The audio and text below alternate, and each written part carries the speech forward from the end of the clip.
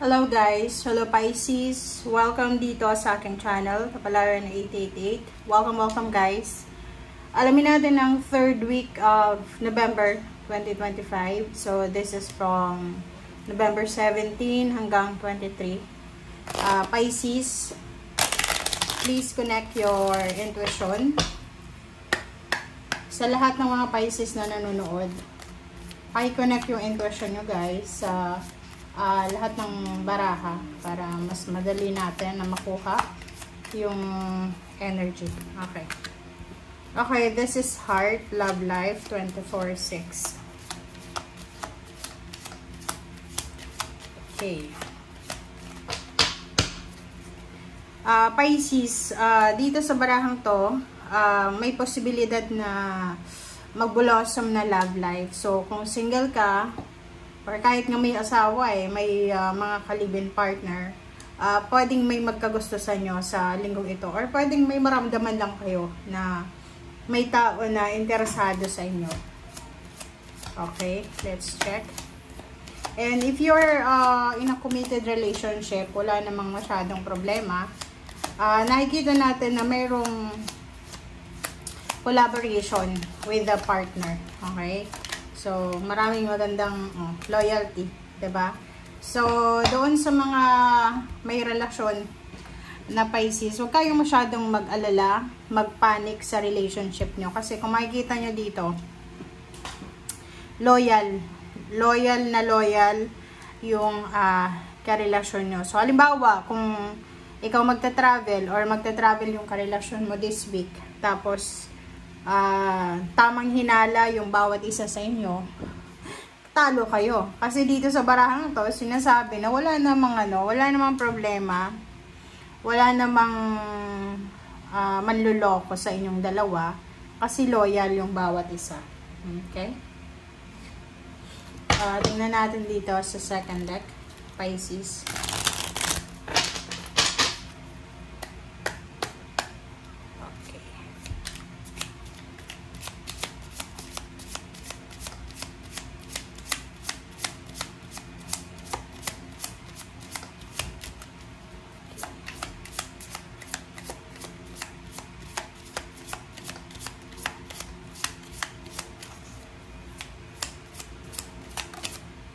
Okay. Number 49, number 4. So, number 4, number 49, and 9, 10, 11, 12, 13. Number 13, and number 4. So, 44. Okay, so this is an eye. Okay, mata. So, dito sinasabi, diba? Talagang mayroong nakamasid sa inyo. So, pwedeng may magkagusto sa inyo, or pwedeng may nagmamatsyag talaga sa inyo, Pisces. Or may nag-i-invoke sa inyo. Or parang may spy, parang ganun. Or pwede din na may nagkakagusto, or posibleng may suspecha, parang ganun. So, mag-ingat din tayo kasi in a negative way, if may mga tao, kasi hindi naman natin alam yung intensyon ng bawat tao. So, sa linggong ito, may mga tao na pwedeng sobra-sobrang curious sa pagkatao mo. May tao na sobra-sobrang interesado sa'yo. So, pwedeng mag-chismis, or pwedeng gawan ka ng kwento, or pwedeng magkalap ng information.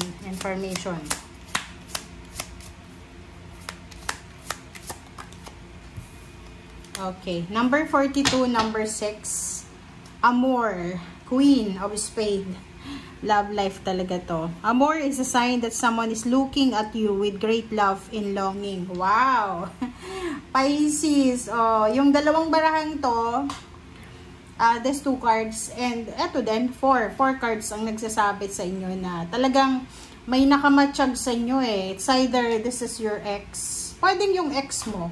Halimbawa lang just for example, yung ex mo, may nalaman siyang kwento na, alam mo ba, yung Pisces mong ex, ay nakita ko, ganyan. So, interesado sa'yo yung ex mo. So, pwedeng yun, i-stalk ka niya sa social media accounts mo, hahanapin ka niya, ganyan, ganito. And yun, if you are single, na ready to mingle, ready for a relationship, sinasabi ng barahan na meron dito na love or love life na posibleng parating sa'yo. Or there's someone talaga, may isang tao na miss ka na, longing for you. Okay? Let's check. Third card tayo, third deck.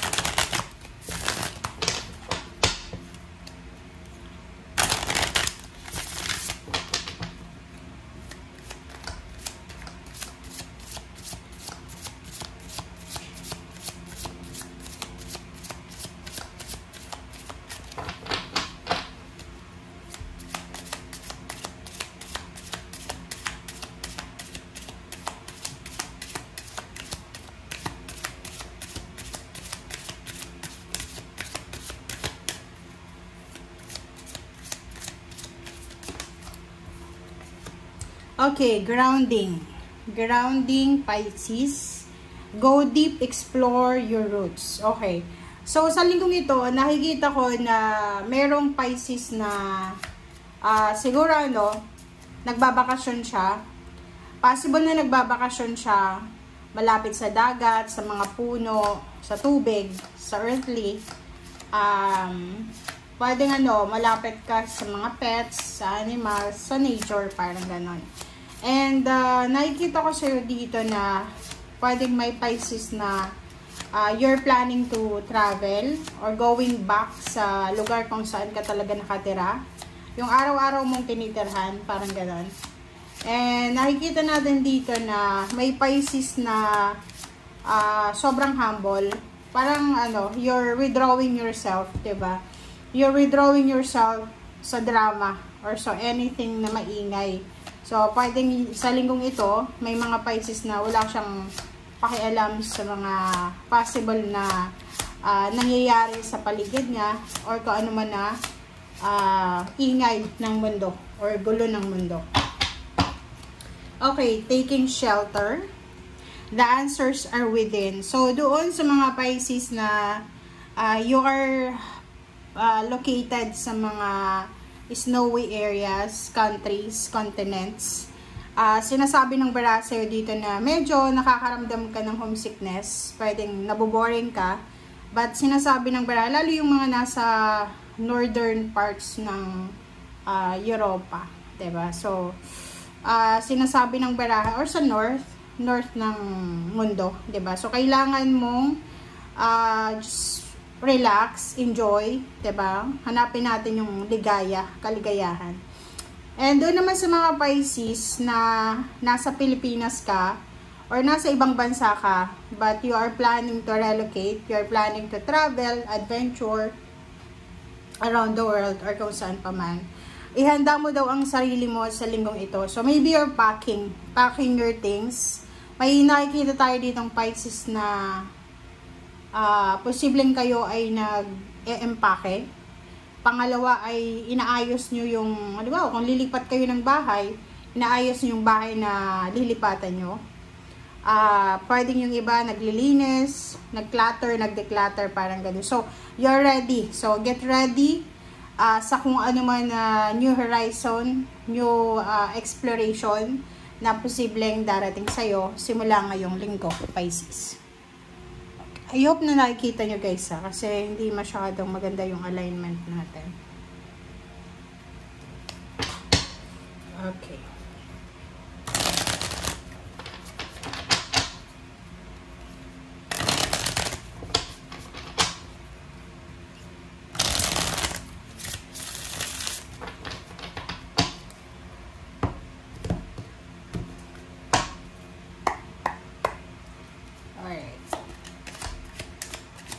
Pisces.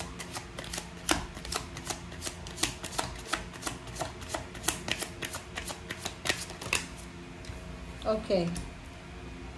First card natin sa fourth deck na tayo is Seven of Wands, High Priestess, and Holy King. Kailangan pa natin ng isang baraha dito. Okay. This is the last card. And Page of Wands. So, this is about future. So, nakikita ko sa'yo dito, Pisces, kung ano man ang gagawin mo sa linggong ito, maybe may mga plano kayo. So, kung ano man ang plano nyo, 'di ba? Kung ano man ang plano nyo, this week, it's all about your future. Kumbaga, kung ano man ang gagawin natin ngayon, kung ano yung tinatrabaho natin sa linggong ito ay magdadala sa'yo ng outcome, syempre sa future. Okay? And, kung makikita mo, there's a Holy King. Para siyang hermit eh. Sinasabi ng baraha, kasi yung Page of Wands, this is about your plans, actions, susunod. It's either last week ng November, first week ng December 2026, ganito. So, yung Page of Wands dito, sinasabi ng baraha sa'yo na pag-isipan mong mabuti.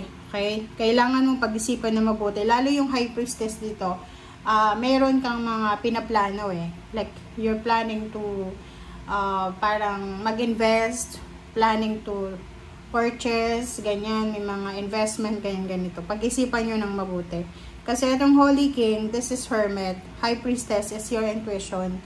It's your energy sa water sign, Pisces, Scorpion, Cancer na para maiwasan natin yung nervyos, yung pag-aalala, we need to make sure na tama yung desisyon natin. So, pag-isipan mo ng mabuti.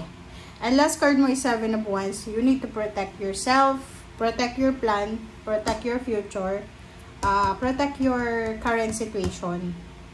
And proteksyonan mo lahat sa buhay mo. Your mindset, your health, your family, your love, your plans, your future. Okay? And congratulations sa lahat ng Pisces na posibleng makatagpo ng kanilang love life simula sa linggong ito, doon sa magta-travel, doon sa mag-explore, sa magbabakasyon, doon sa babalik sa kanilang lugar, doon sa makakatagpo ng sagot sa mga katanungan nila. Congratulations. Okay? Thank you guys. Bye!